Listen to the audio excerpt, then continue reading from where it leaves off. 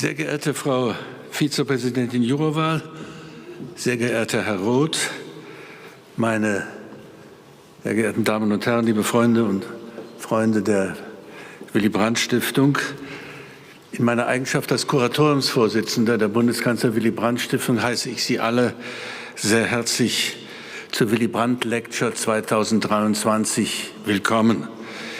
Ich begrüße unsere Gäste hier im Allianzforum am Pariser Platz, direkt neben dem Brandenburger Tor, und darüber hinaus die interessierten Zuschauer im Livestream. Unsere heutige Veranstaltung fällt auf einen besonderen Jahrestag. Vielleicht wissen Sie das. Am 7. Dezember 1970 schrieb Willy Brandt mit seinem Kniefall vor dem Denkmal der ermordeten Juden des Warschauer Ghettos Weltgeschichte. Willy Brandts Kniefall bleibt eine einzigartige Bitte um Vergebung und Versöhnung und gilt heute als eine der bedeutendsten Momentaufnahmen in der Geschichte der Bundesrepublik.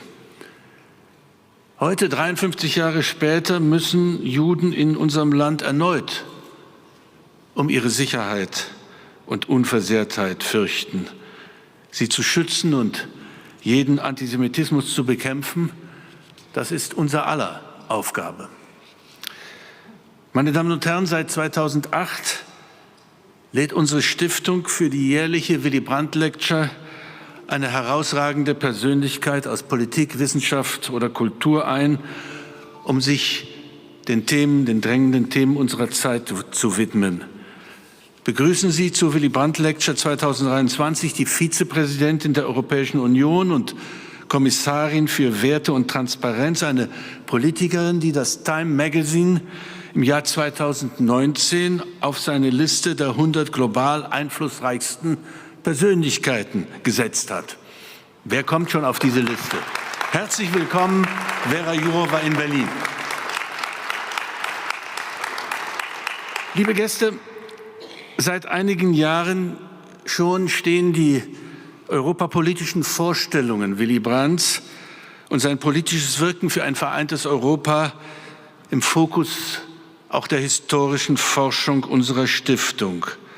Unsere Stiftung steht am Ende eines 5 Jahre umfassenden Erinnerungsprogramms an die Kanzlerschaft Brandts vor 50 Jahren. Und aus guten Gründen haben wir das Erinnerungsjahr 2023 unter das Motto Europa gestellt. Schon 1940, aus dem Exil in Oslo, forderte Willy Brandt die Staaten von Europa als Nachkriegsziel.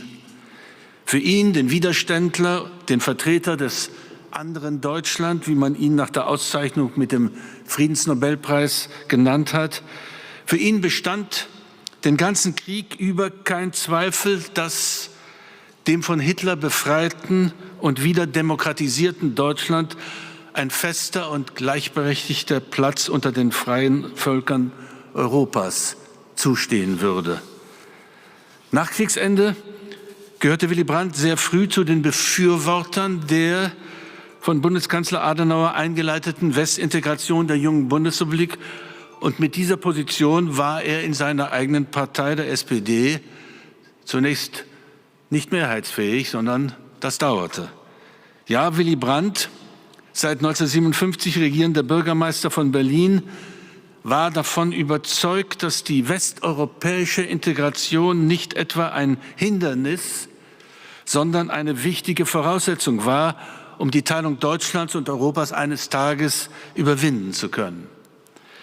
Im Oktober 1969 zum ersten sozialdemokratischen Bundeskanzler in der Geschichte der Bundesrepublik gewählt, machte sich Willy Brandt gemeinsam mit dem ebenfalls frisch ins Amt gekommenen französischen Präsidenten Georges Pompidou daran, den Ausbau und die Vertiefung der europäischen Wirtschaftsgemeinschaft voranzubringen.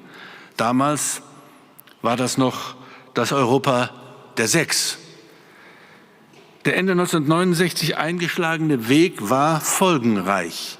Das vereinte Europa wollte fortan verstärkt mit einer Stimme sprechen. Eine europäische politische Zusammenarbeit wurde vereinbart und eine Wirtschafts- und Währungsunion als Fernziel deklariert. Knapp 4 Jahre später, im November 1973, sprach Willy Brandt als erster Regierungschef vor dem Europäischen Parlament, in das er später, nämlich 1979, als direkt gewählter Abgeordneter einziehen sollte. Und er verkündete damals voller Überzeugung, die Europäische Union wird kommen. Meine Damen und Herren, die Ostpolitik Willy Brandts und seine Politik für ein vereintes Europa, das bemühen wir uns schon seit Jahren zu vermitteln. Das waren für ihn immer 2 Seiten der gleichen Medaille.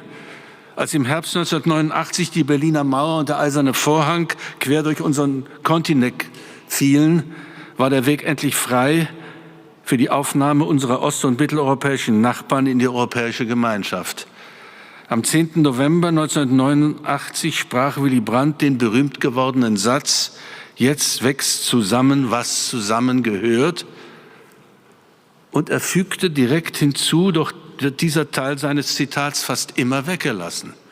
Der Satz ging weiter: Das gilt für Europa als Ganzes. Kurzum, Willy Brandt sah in der Europäischen Union das größte, wichtigste und folgenreichste, erfolgreichste Friedens- und Wohlstandsprojekt des 20. Jahrhunderts. Das gilt doch wohl, meine Damen und Herren, in unserem heutigen Europa der 27 noch viel mehr.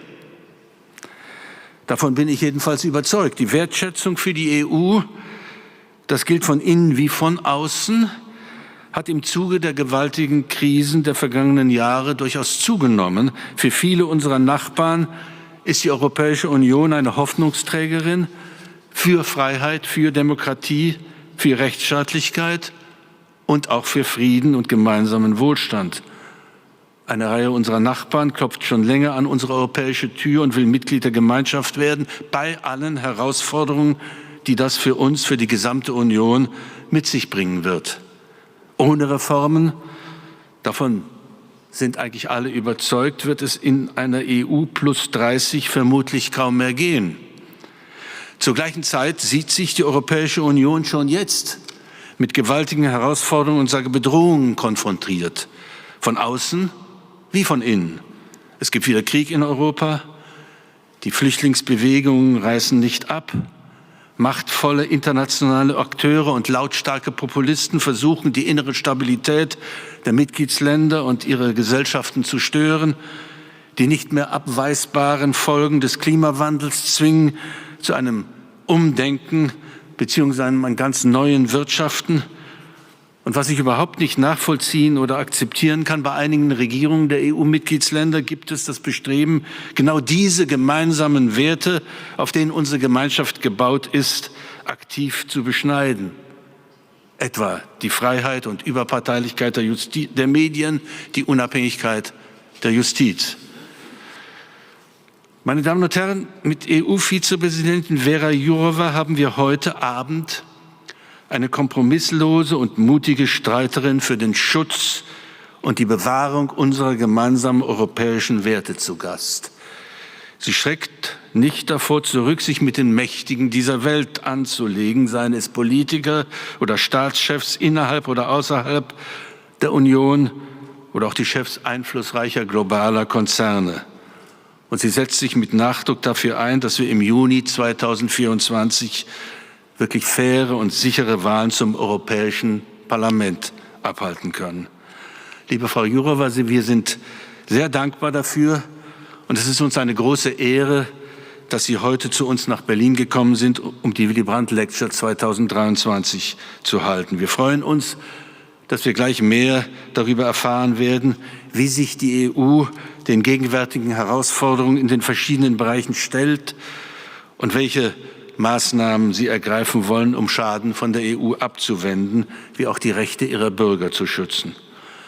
Im Anschluss an die Lecture, das ist schon seit einigen Jahren Tradition, findet ein vertiefendes Podiumsgespräch statt. Ich freue mich sehr, dass Michael Roth, der Vorsitzende des Auswärtigen Ausschusses des Deutschen Bundestages, ohne Zögern bereit war, das Gespräch mit Vizepräsidentin Jourová zu führen. Herzlichen Dank, lieber Herr Roth, und herzlichen Dank, dass Sie heute Abend hier sind. Liebe Frau Jourová, darf ich Sie nun bitten, die Willy Brandt Lecture 2023 zu halten. Bitte schön.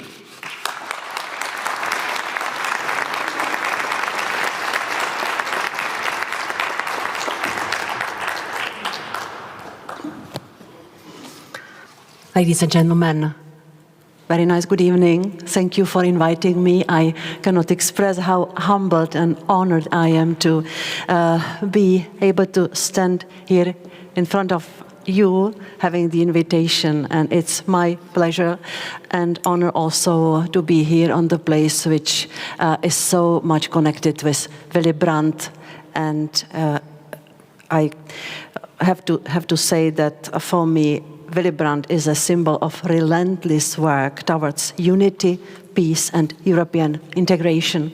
And today I want to talk about some of the challenges of Germany and some of the challenges of Europe.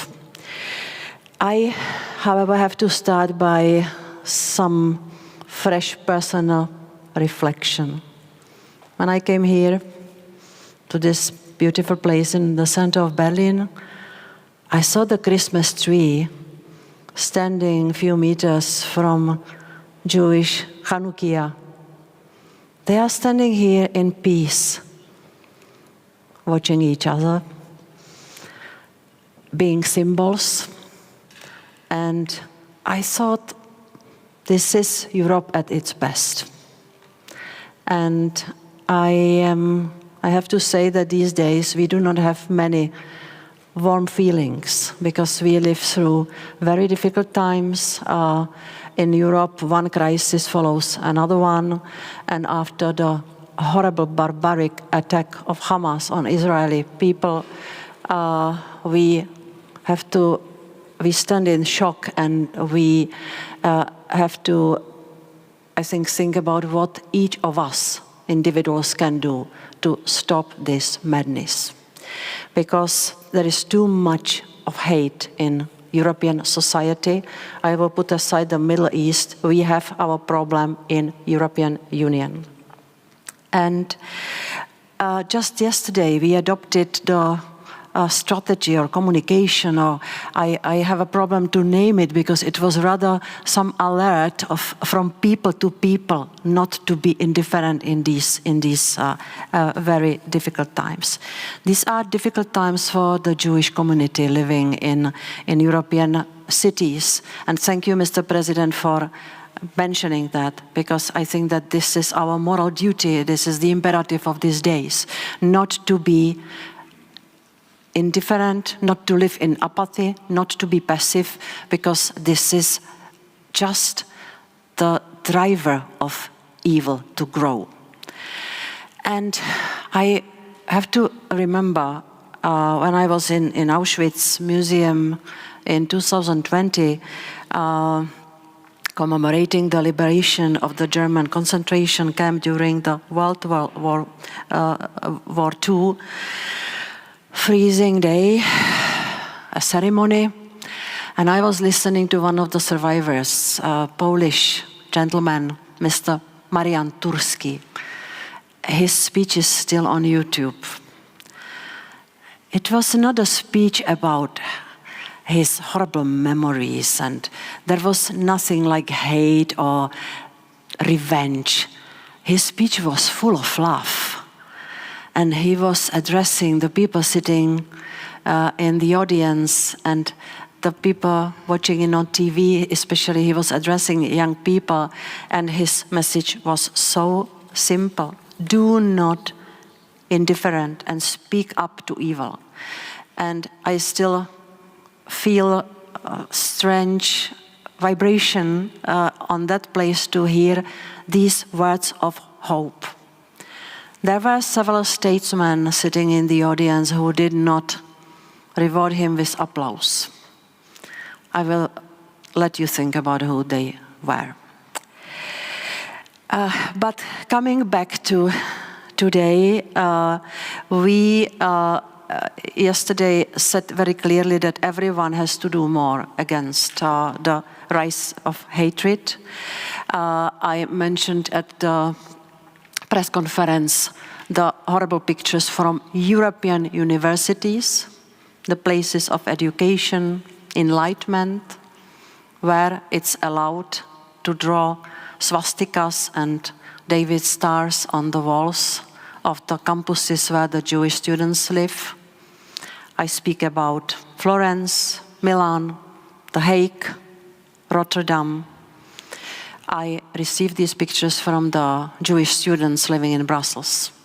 And they were telling me that they fear to leave their houses. When they leave the house, they first look at the facade of their house. And I think that this is extremely bad signal that some citizens of Europe live in permanent fear, that the Jews are planning to leave Europe, they want to emigrate. I think that this is now the chance for Europe to correct the horrible failure which we did in the previous century. And we must not lose this opportunity to do more, each of us. I myself grew in communist Czechoslovakia. Also, thank you, Mr. President, for mentioning the revolutions in 1989. I remember watching the fall of the Berlin Wall, and I remember the queues of Trabants in the streets of Prague. I still feel euphoric moments from those days. And we went to the streets with the keys instead of bells or whatever else. We made noise with the keys. And we wanted democracy. We wanted freedom. And today I see some disappointment, not only in Czechia, Slovakia, some also in Germany. And I think that we, the politicians who are in power, I would call us mainstream politicians. Will you agree with me, Michael? Aren't you offended by this title?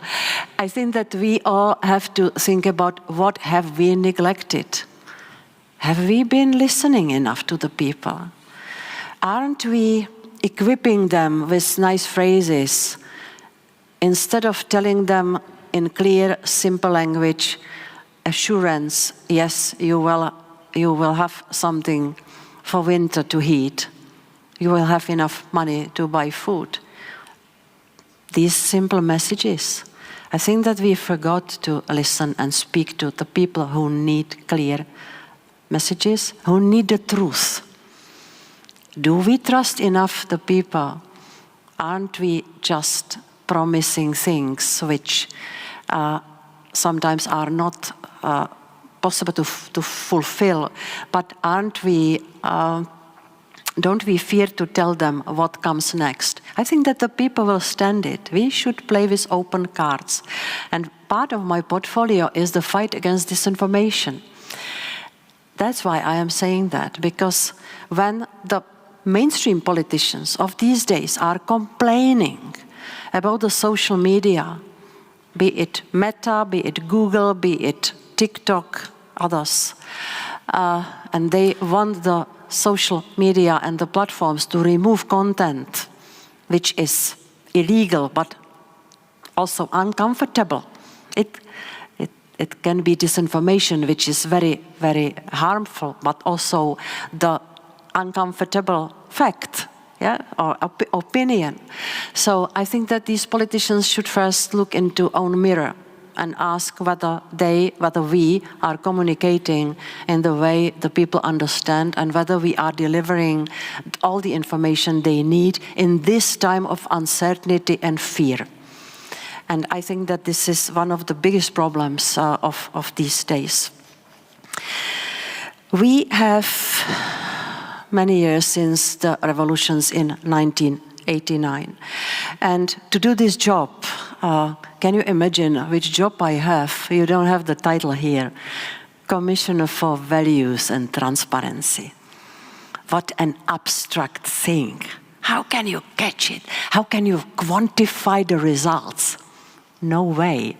My job is to make sure that the values and transparency gets into the real politics, and that we are able to differentiate between universal values and ideology, that we are able to differentiate between the truth and false, but not dictating ourselves what the truth is.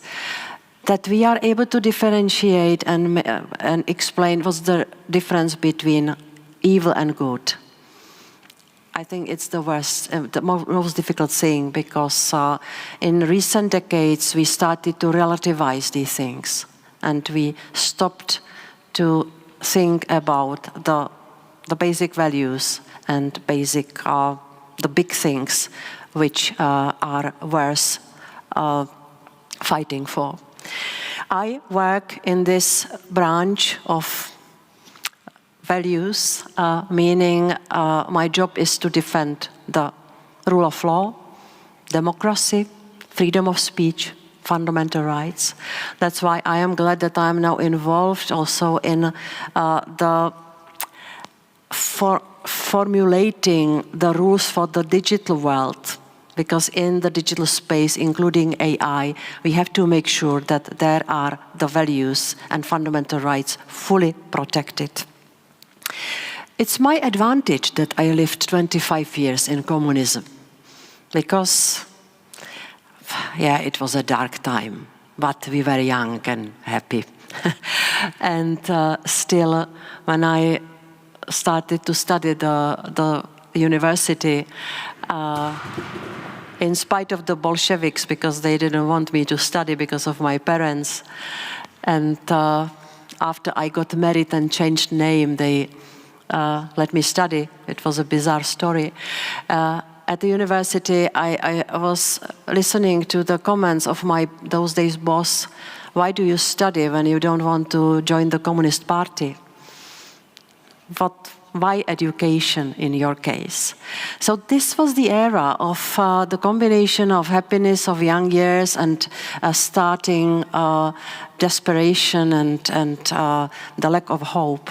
It is advantage for me to do this job with this experience, because I see this authoritarian playbook again gaining ground in the EU member states.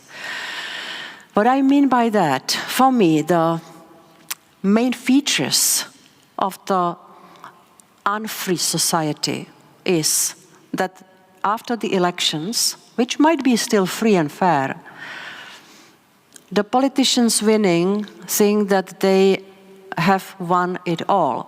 They can grab everything. They can grab judiciary, prosecution, academics, professional state administration.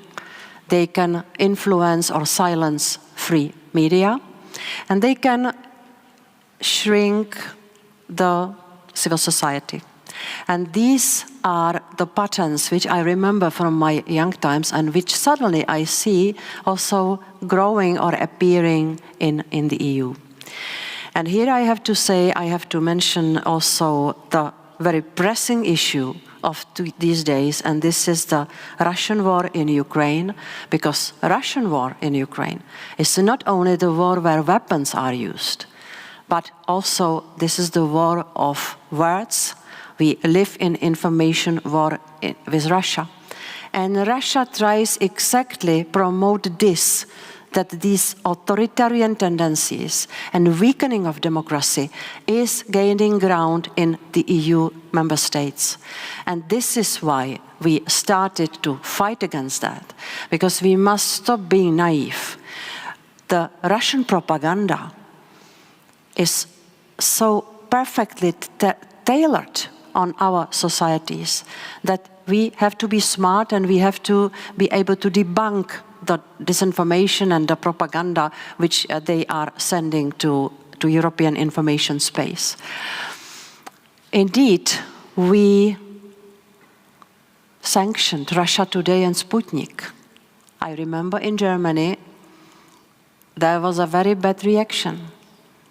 Is this still European Union we want? Are we censoring media? Are we prohibiting media? What is it? And I was here in Germany explaining and defending our position, because I heard the opinion that because of our action against Russia Today and Sputnik, Russia did the same to European media.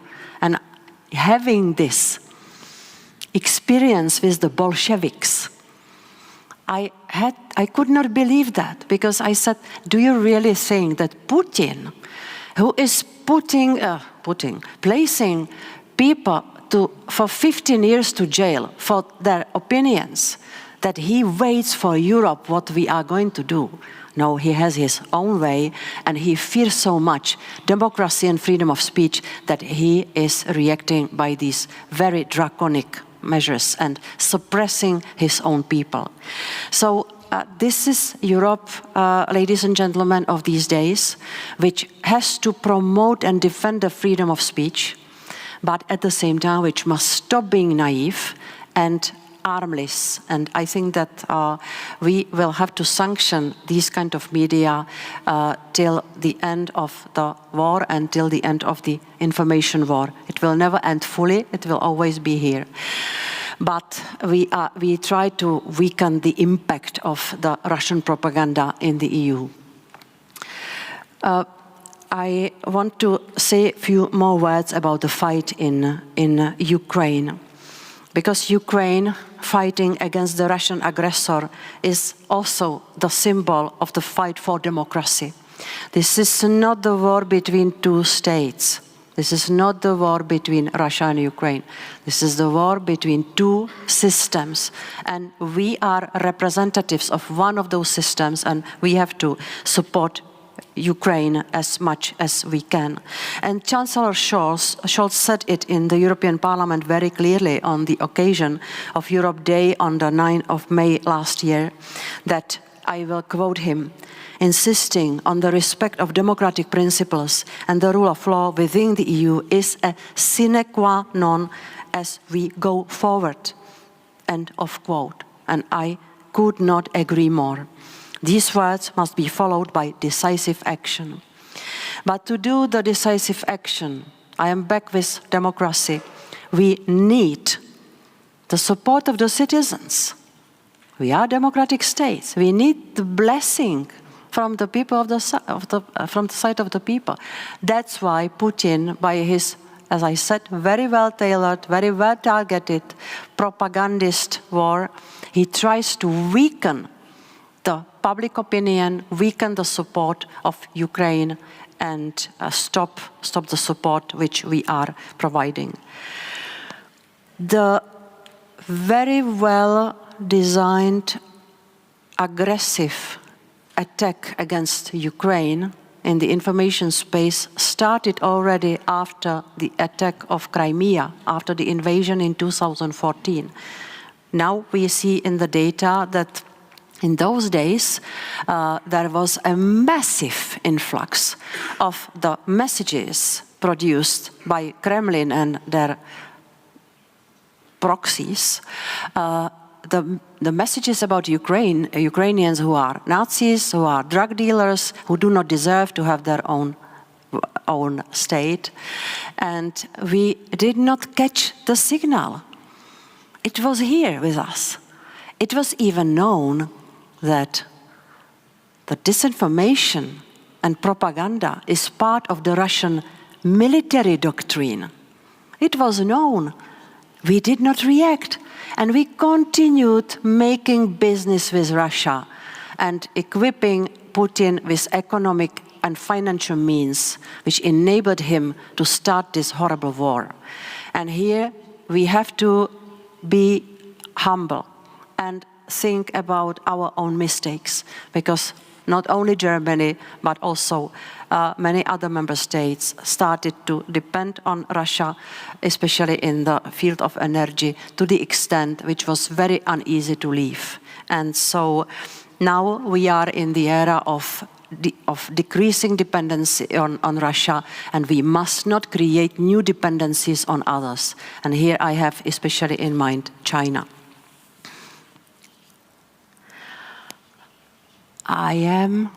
My voice probably has an impact on many of you. You are falling asleep. Some. No? You are inspiring me by that, because I spent since last afternoon, since 3 p.m. till 1 p.m. today, in the trialogue on artificial intelligence. Can you imagine human beings being so tired, no sleep, around the table, speaking about how to tame, how to keep under control the AI. So I understand you. Please continue. I still remember how I felt after really good parties and sleepless nights. It feels different today. But coming back to serious things, I spoke about disinformation and the content which is toxic and which is poisoning our brains and hearts. Indeed, I criticize the politicians who are not communicating well, but I will skip this. I will focus now on the digital world. Many years since maybe 2013-14, we were considering in Europe whether we should introduce some rules for the digital sphere, because we saw growing impact on our society. We saw the phenomenon that the people moved to the digital space but did not take their rights with them. And in fact, I started to work on the protection of privacy first in 2014. Mr. President, I think it was the reason why I appeared on the Time 100 list of the influential people, because our GDPR became the global standard. In fact, it was, and it still is, very influential set of rules. And so we started with privacy, but then the migration wave and the wave of terrorism caused such an incredible increase of hate online that it was suddenly spilling over to the real life. And in Germany, I remember well, we spoke about it many times with Heiko Maas, who was the Minister of Justice, so I speak about 2016. He told me, it's incredibly strong, we have to stop it. And Germany adopted the first in Europe law, which was focused on the illegal content online and on harmful content like disinformation. I differentiate illegal content, which is hate speech, extremism, terrorism, child pornography, and disinformation, which is not always, which is very often, in most of the cases, not illegal content, but which can be very harmful to security and electoral processes. So this is the differentiation we use. And I remember Heiko telling me, we cannot wait for Europe and we have to adopt the law.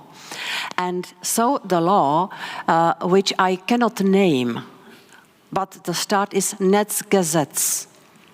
You will complete it, yeah? You know what I speak about. It was the first of its kind law, then Austria followed, then France, and the states were telling me we cannot wait for Europe because simply there is too big intensity of hate speech online. It is already endangering individual people and groups of or communities in the member states, so we had to introduce the rules. European Union followed Germany in 2020 with the so-called Digital Services Act. So at this moment, we are equipped in the EU with a very precise and rather demanding set of rules which impose obligations on the digital players, on the digital platforms and the big digital systems, that they are a kind of co-responsible for the content. I know here are lawyers, I am also a lawyer, so we didn't impose legal liability on the bosses of the platforms for the content. No, we said, you are organizing a football game, So you have to guarantee the security of your visitors because they are paying. And by the way, people, we are paying with blood and our private data. So we have to be demanding clients. So we have the legally binding rules. Now they have to pay much more attention to the content. They have to remove manifestly clear illegal content, and they have to fact-check disinformation. They have to invest in it. I sometimes say that they have to invest in cleaning service, which is sometimes misinterpreted, but I will tell you this in this simple way because this is how I see that. They have to invest in it, in legality of the content. The digital players in the EU, and all of them born in the United States, they grabbed so much power over the years since, as I said, 2010, 13, that we had to balance it with responsibility. And this is exactly what we are doing with the Digital Services Act. I remember the bizarre moment when I was in Silicon Valley speaking to the bosses of these big digital players who are making good money in Europe. They were asking me, what is it? Catalonia, where is it? And I didn't understand the question.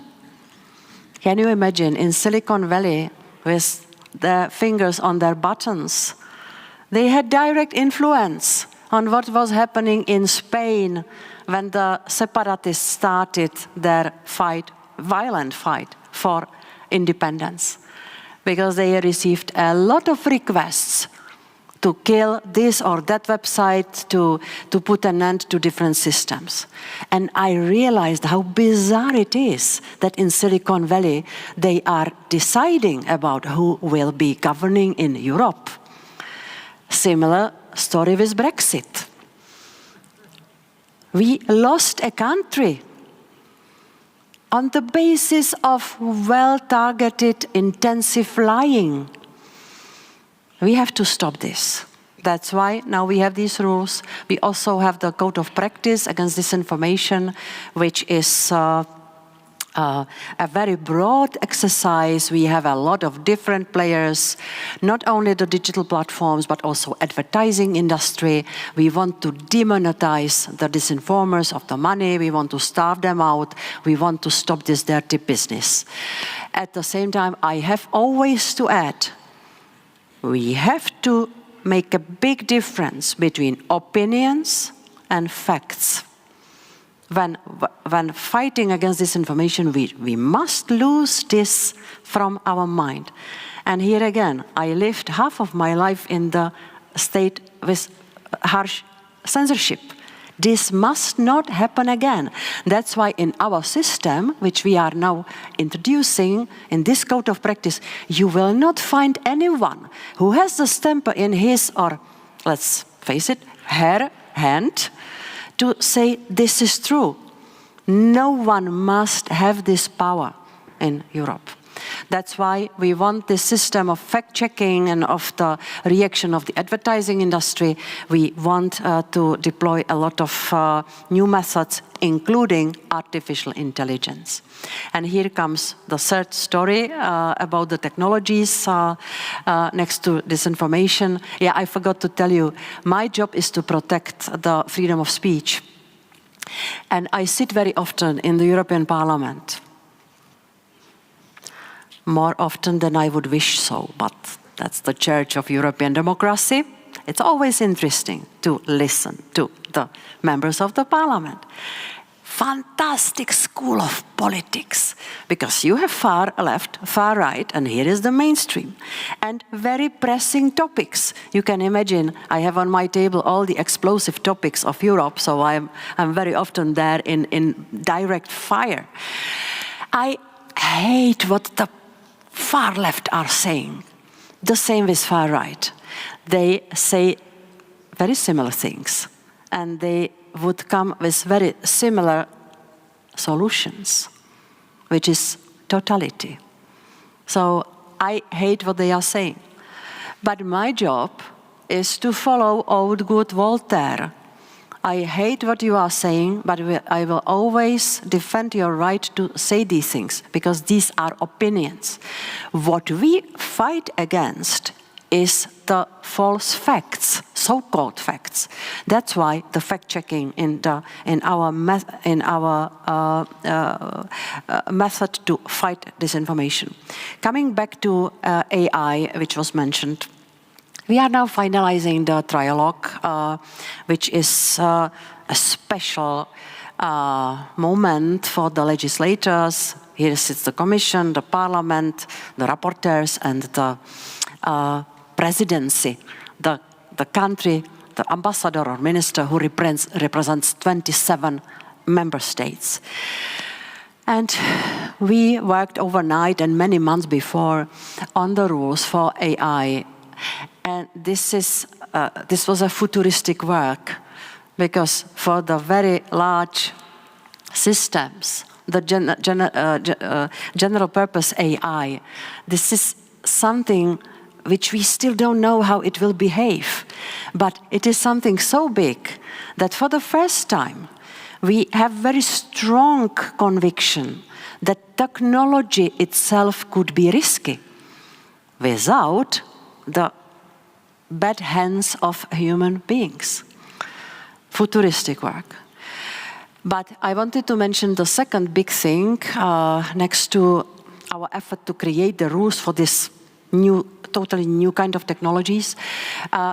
We have to define how the AI as a technology which can read faces, read color of the skin, read emotions, the AI which can be very intrusive technology, whether to enable those who have the monopoly to guarantee security in the society, which is police and migration officers and so on, whether to give this technology to their hands to be able to control the society.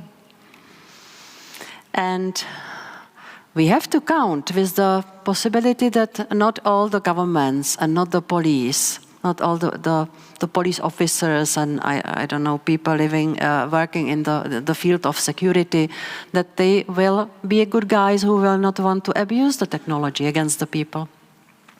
So it's the old battle between the protection of privacy of individual people, individual freedoms, and security, which is the domain of the state.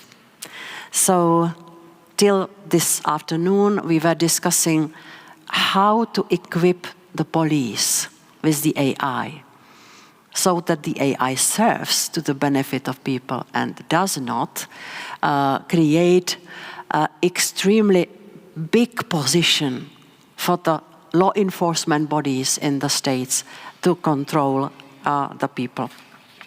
So, I think I'm too long, no?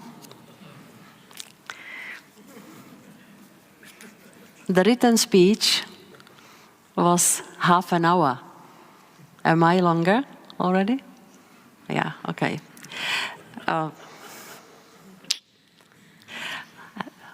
The gentleman sitting there is guilty for that because he told me in the car, be personal. And when I read the paper, I cannot be personal. So, sorry.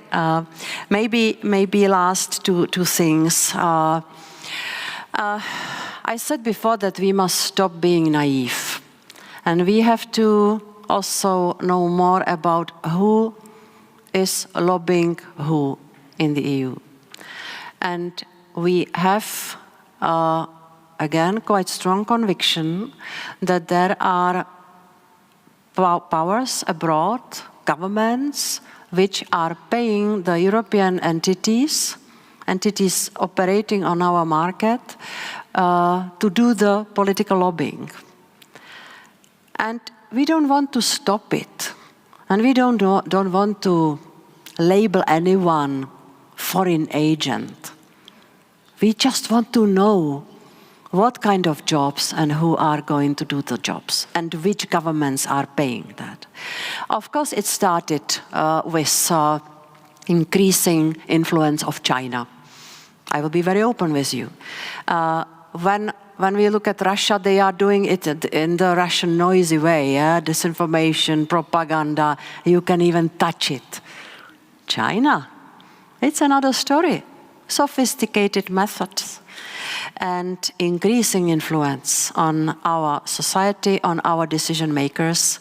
And we want to know not only about what Chinese state is paying, who and to do what, but we want simply to know what kind of contracts are in Europe paid by the foreign governments to influence the decision making. We call this directive, and we will adopt it next week, the Defense of Democracy Directive, and you will maybe read in the media that it is loved by some and hated by others. It's also an accompanying factor of my work. It's a love and hate job. We will always do too much for some, especially rule of law. You could read it in Polish press that Jourová is interfering.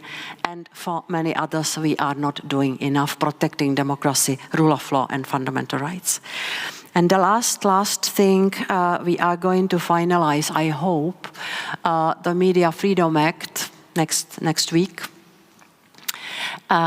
I might have several good presents for Christmas because we are now finalizing a big part of my work and my team.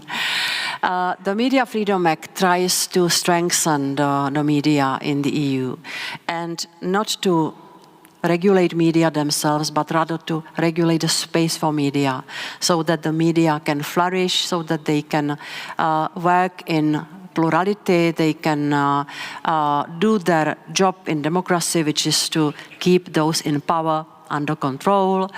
And I think that when speaking about the fight against disinformation, the second side of the same coin is the strengthening of media. The trust of people in media is declining. It's also in some member states because the politicians are pointing to concrete journalists saying that they are public enemies. We see it now in Slovakia, and it is accompanied by some other actions against the media. We saw it in Slovenia in the past. And I could continue. So we have this in the EU. So for the EU, it was a big step forward when I came with the idea that we should have the pan-European media law. It was confronted with quite a big criticism in Germany because I was informed that in Germany here is a very well-functioning system based on the Länder arrangement and some things done on federal level, some on the Länder level. So first thing I had to give to the German, the first assurance I had to give to the German authorities was that we are not going to decrease the standards of media, that Germany can keep the very well-functioning system and rather to help other member states maybe to increase the standards also with the help of this Media Freedom Act. So I tried to invite you a little bit to my kitchen where I am cooking these things. Again, I have to say with my team, I have Daniel Braun here, who is the head of my cabinet. He was already with me when I was the minister. He was the deputy minister so many years. One day I will have to thank him. Not yet. And I wanted to maybe use my own words to explain you how I feel, what is the temperature of Europe at this moment. That we have a lot of problems, we have a lot of relatively new negative tendencies. We have a lot of enemies next door, which are influencing the situation in the EU. And we have a lot of distrust in our society towards the democratic institutions. And all of that means that we should stop lamenting and being critical on others, but we should think about what we ourselves can do and then go and do it, because democracy has to be defended every single day. And all the good things which were built in Europe, so that Europe remains the good address for people to live and study and live without fear, have good job, a good prosperous life. I think that this vision of Europe, which I just described in a very simple way, it's also what was the vision of Willy Brandt. And I think that he maybe could, I hope, endorse a lot of the efforts and concrete plans how to defend democracy and fundamental rights and rule of law in the EU. I at least hope so. I would wish to have his photo here instead of mine. But that's all from my side. Thank you very much. You were very patient. Thank you.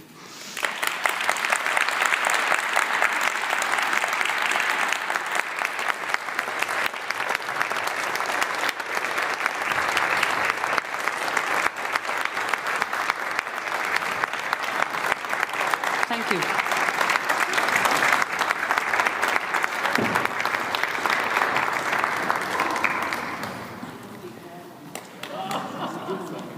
Good evening to everybody.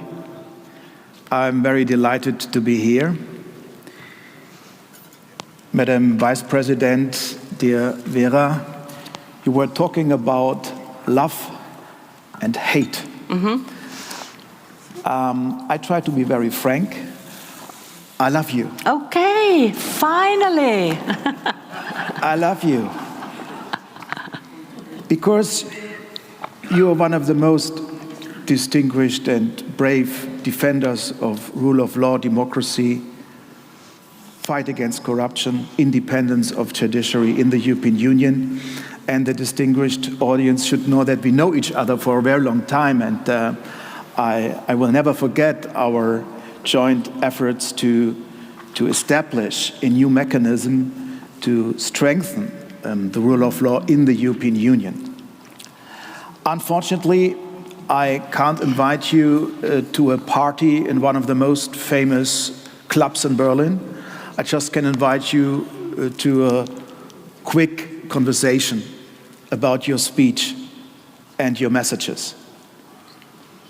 But before I go back to the rule of law issue, I would like to express my gratitude to you because you mentioned not just the rise of nationalism and populism in the European Union, but also the rise of anti-Semitism. And this is one of the biggest threats for all of us, and I'm very touched by all these demonstrations on the streets and universities. I feel a bit homeless in my country and in Europe. And I would like to start with one question. Why are so many people across Europe, especially here in Germany, so quiet, so hesitant? Why are they not engaged in us to raise their voices against anti-Semitism and hatred against Israel? I see a huge lack of empathy if it comes to Israel and Jewish life in our countries. And why are so many people hesitant to express their solidarity with the victims of these barbaric attacks on the 7th of October? I know this is one of the €1 million questions, and I'm afraid that I will deliver many €1 billion questions tonight. But maybe you have an answer to inspire us a bit and to encourage us a bit in these dark times. I am not able probably to say why the people living their normal lives, not being politicians, why they do not want to speak up. I think it's simply because they live their own lives full of troubles. Maybe many of them will not think about whether they can or should do something. But I would rather speak about the lack of courage of politicians in some states, maybe in many states of Europe, which fear that there will be a harsh reaction or even some security threat. And I witness it very often when I want to speak about anti-Semitism and barbaric attack of Hamas, and honestly I try to decouple that, because once we start speaking about these two things, the rise of anti-Semitism in Europe and what's happening in the Middle East, once we connect it, the Israeli-Palestinian conflict will be moved fully to Europe. This is not what we want, I think. But when I speak about anti-Semitism, I always hear voices like, yes, but also others. It's not true. Jews are the only people in the EU who, because of who they are, because of their origin, are under such security threat that they are considering emigration. Jews are the only people who feel on their own, on themselves, that the online hate spills over to real life. Here we speak about real violence. Here we speak about real acts in real life. The David stars on the facades of the Jewish people. This is a new chapter, new shameful chapter in Europe. And I wanted to alert, especially the politicians, to forget for a while this extremely shameful political correctness, these yes buts. Of course, there is also hate against Muslims and minorities. Yes, it's there. But this is something special, something old, new, something we have an experience with, as something which us as politicians have the moral duty to stop. And that's why also we came yesterday with the communication which is alerting all who have influence on the society, maybe not the people with some civil jobs, but politicians, police officers, the teachers, organizers of the sports events, organizers of cultural events, universities, media and journalists, influencers. There are a lot of concrete individual people who have influence on the society, and they should speak up. So there, to see this layer of the society, the layer of people who have influence on others, it is, I think that this is what we have to do now, because we have to change the mindset. We did some survey on how the Jewish compatriots feel in Europe. It was in 2018. 80% of them told us our main concern in life is security, physical security. When you ask non-Jewish people, it's the job and health, which should be normal. This is Europe, where the people, yes, have troubles. This job, health, love. I love you too, by the way. Okay. And so I think that this was already telling, these 80%. And we also did the survey of where are the roots of anti-Semitism. And while in the new Europe, in the Central and Eastern European countries, Not so much in Czechia, fortunately. I'm so proud. We are maybe a little bit, we have other problems, but not this one so much. But in the Central and Eastern Europe, it's the old conspiracy theories which are taken out again, and which live their own life online. But in the Western Europe, it's the Palestinian-Israeli conflict. Yeah, it's of course the partly caused by the presence and noise caused by the Arabic minorities.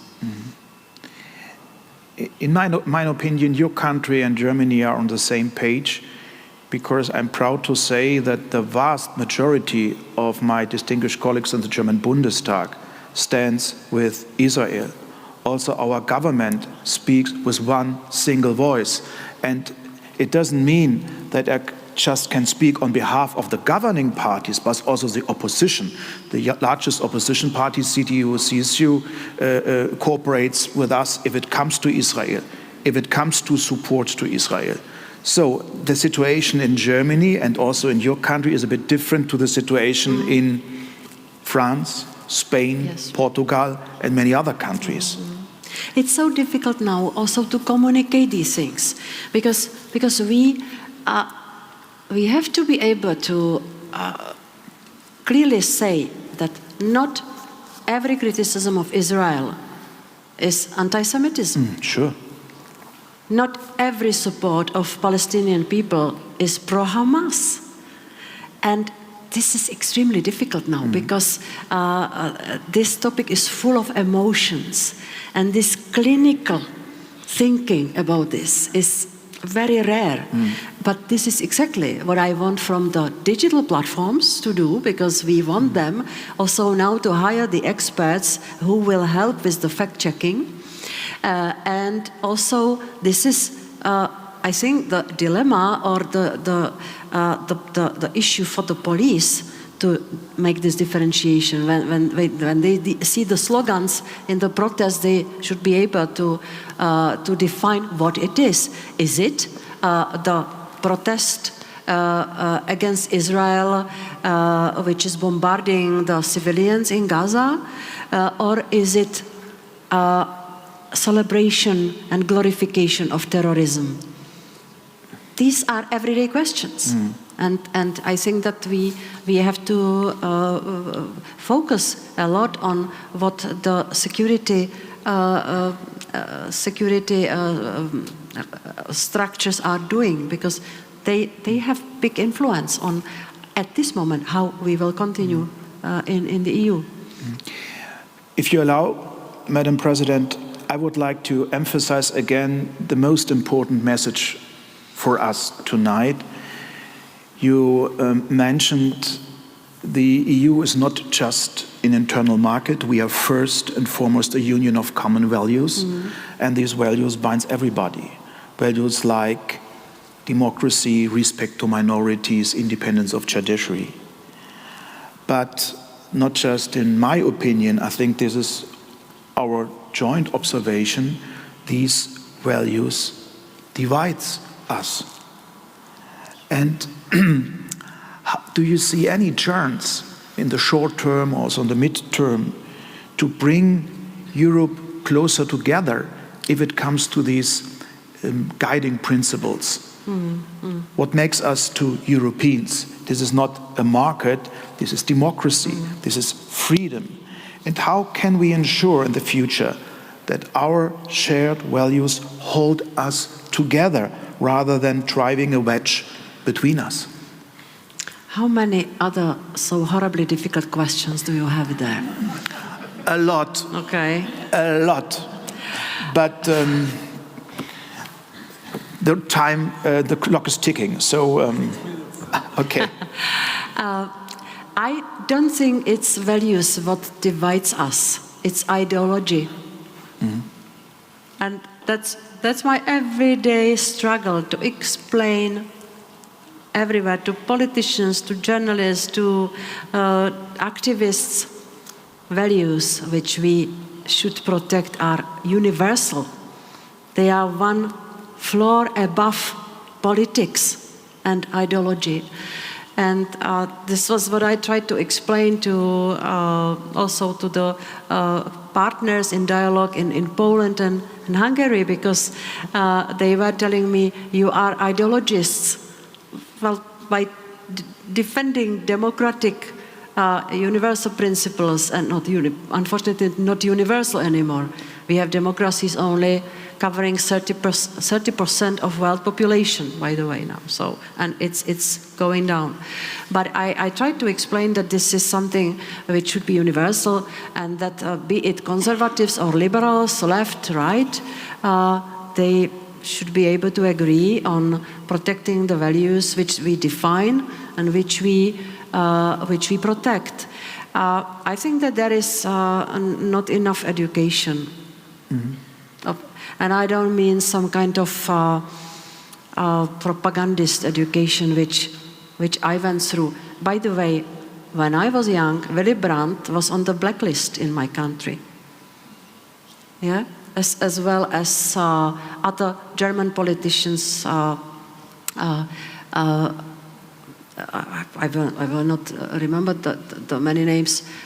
We were Mr. Honecker there, yeah, and yeah, West German politicians were on the blacklist. Why am I saying that? Well, I think that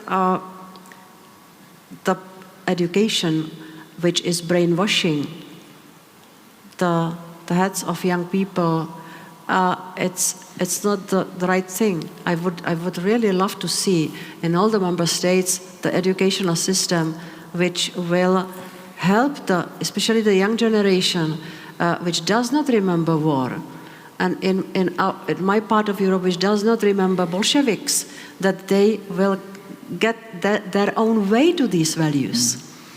That it's not something to be taught, it should be something to be accompanied into, if you understand.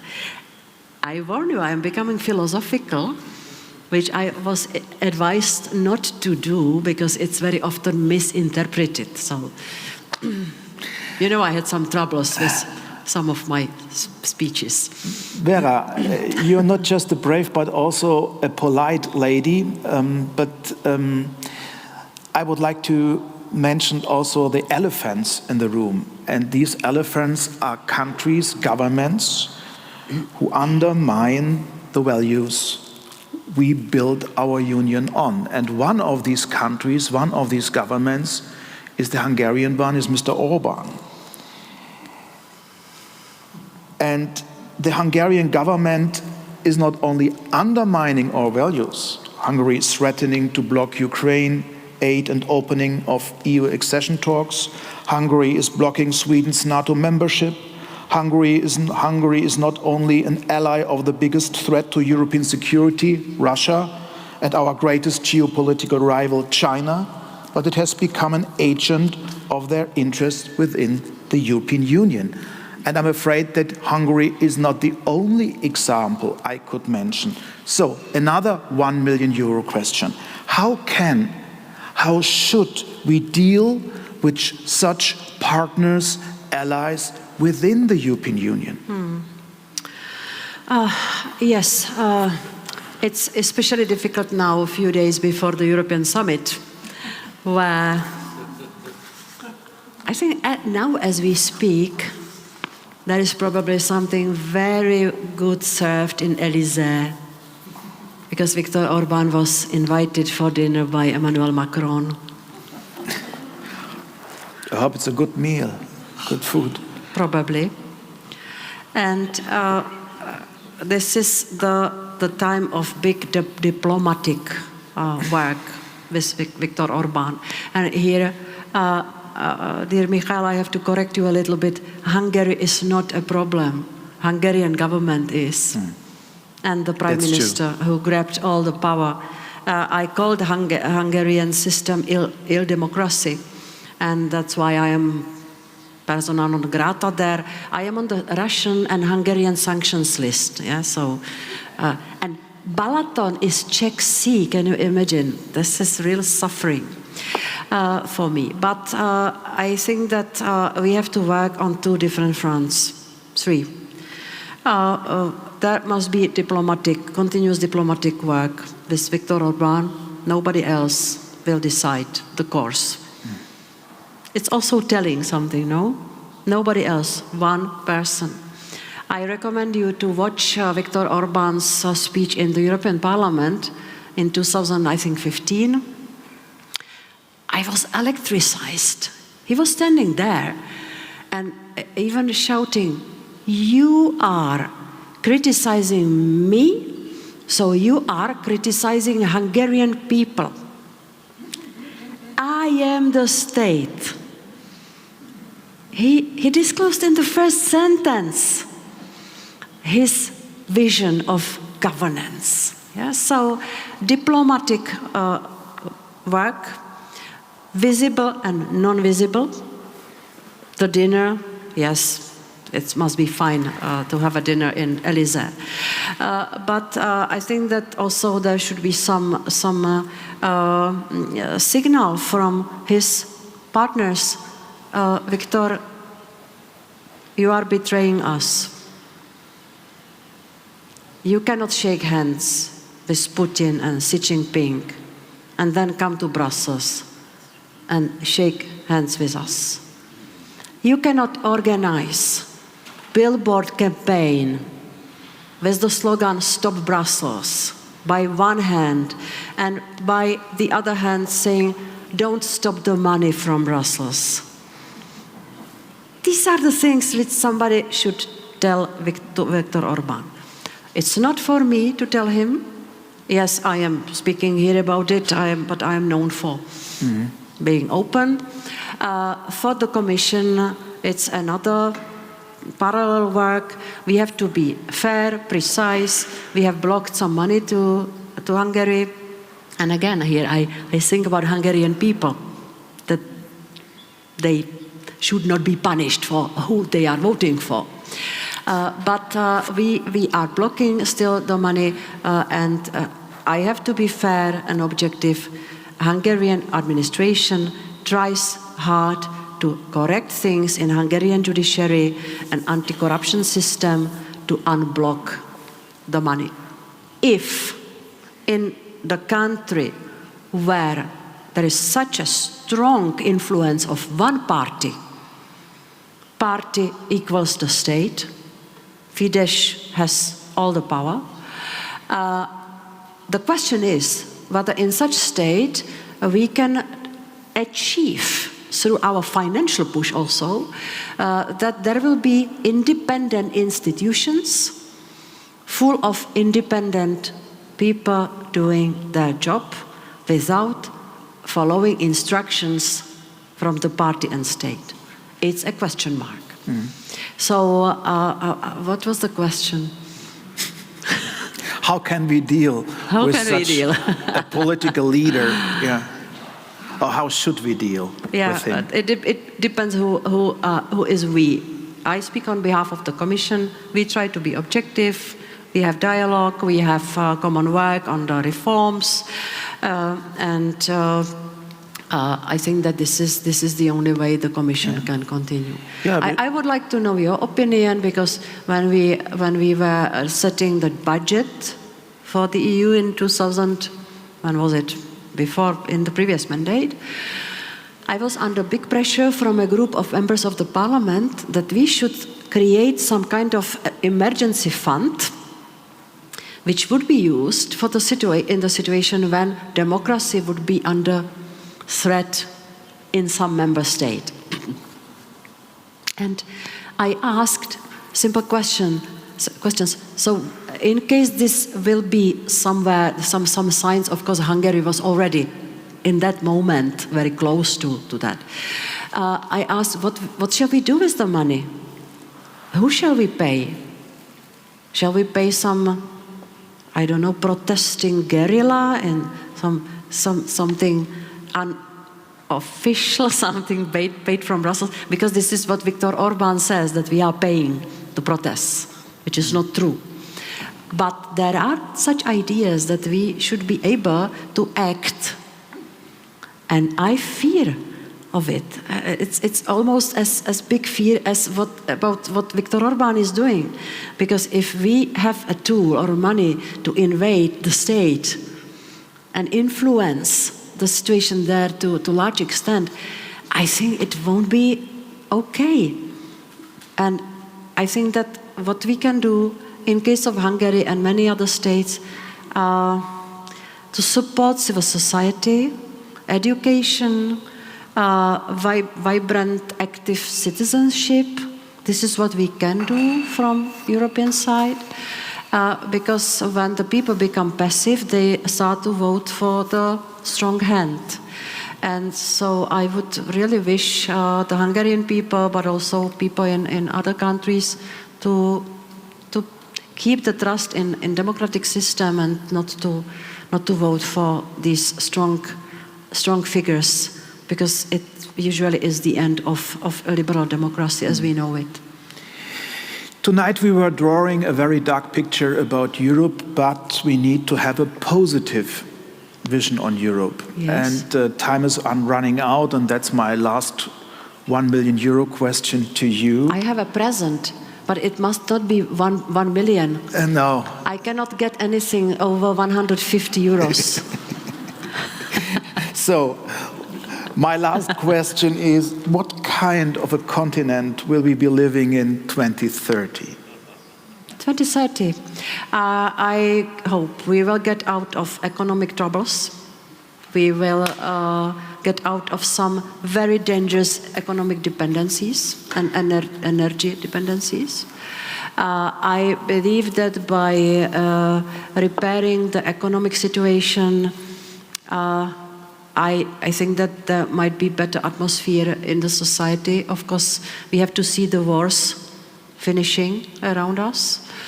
And I think that if the atmosphere will improve, and if our democratic institutions will not spoil it, there will also be a higher trust of people again in democracy, because democracy is something the people have to want.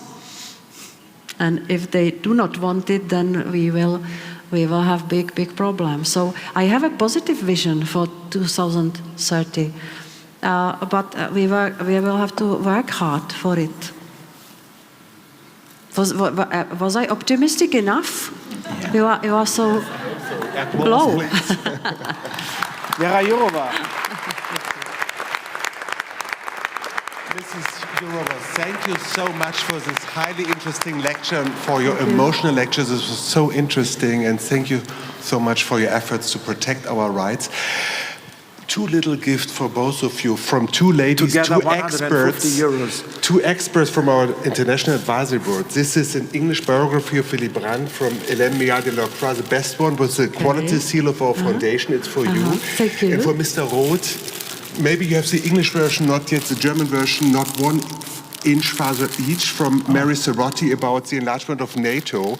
This is about truth, about facts. 50,000 sources were seen, and this is a true story about the enlargement of NATO. Mary Serrotti, it's an American historian. Thank you so much for being here. Thank you so much, Michael Roth. And ladies and gentlemen, we have a small reception now. Ein kleiner Empfang. Wir machen heute nicht so lange, wir haben ja heute noch einen Streik, wir hoffen, dass Sie alle gut nach Hause kommen. There's a strike tonight, public transportation, so haben Sie noch einen schönen Abend und kommen Sie nachher gut nach Hause. Dankeschön, dass Sie da waren.